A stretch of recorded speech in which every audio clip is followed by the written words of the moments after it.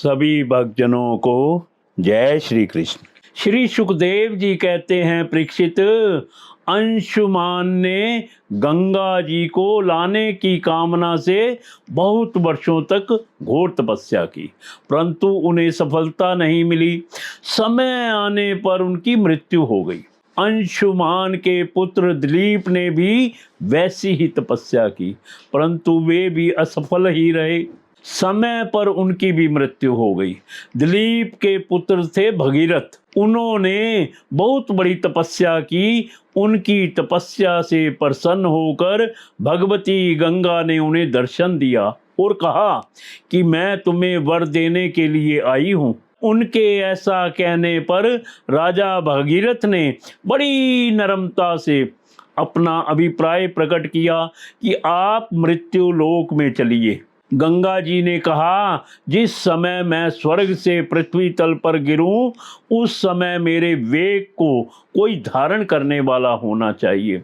भागीरथ, ऐसा ना होने पर मैं पृथ्वी को फोड़कर रसातल में चली जाऊंगी। इसके अतिरिक्त इस कारण से भी मैं पृथ्वी पर नहीं जाऊंगी कि लोग मुझ में अपने पाप धोएंगे, फिर मैं उस पाप को कहाँ धोऊंगी। भगीरथ, इस विषय में तुम स्वयं विचार कर लो। भगीरथ ने कहा, माता, जिन्होंने लोक परलोक, धन संपत्ति और स्त्री पुत्र की कामना का संन्यास कर दिया है, जो संसार से उपरत होकर अपने आप में शांत हैं, जो ब्रह्मनिष्ठ और लोकों को पवित्र करने वाले परोपकारी सज्जन हैं, वे अपने अंग स्पर्श से तुम्हारे पापों को नष्ट कर देंगे, क्योंकि उनके हृदय में अधरूप अधासुर को मारने वाले भगवान सर्वदा निवास करते हैं। समस्त प्राणियों के आत्मा रुद्रदेव तुम्हारा वेग धारण कर लेंगे, क्योंकि जैसे साड़ी सूतों में ओतप्रोत है, वैसे ही यह सारा विश्व भगवान रुद्र में ही ओतप्रोत है। परीक्षित, गंगा जी से इस प्रकार कहकर राजा भगीरथ ने तपस्या के द्वारा भगवान शंकर को प्रसन्न किया। थोड़े ही दिनों में महादेव जी उन पर प्रसन्न हो गए। भगवान शंकर तो संपूर्ण विश्व के हितैषी हैं। राजा की बात उन्होंने तथास्तु कहकर स्वीकार कर ली। फिर शिव जी ने सावधान होकर गंगा जी को अपने सिर पर धारण किया। क्यों ना हो, भगवान के चरणों का संपर्क होने के कारण गंगा जी का जल परम पवित्र जो है। इसके बाद राजश्री भगीरथ त्रिभुवन पावनी गंगा जी को वहां ले गए, जहां उनके पितरों के शरीर राख के ढेर बने पड़े थे। वे वायु के समान वेग से चलने वाले रथ पर सवार होकर आगे आगे चल रहे थे और उनके पीछे पीछे मार्ग में पड़ने वाले देशों को पवित्र करती हुई गंगा जी दौड़ रही थी।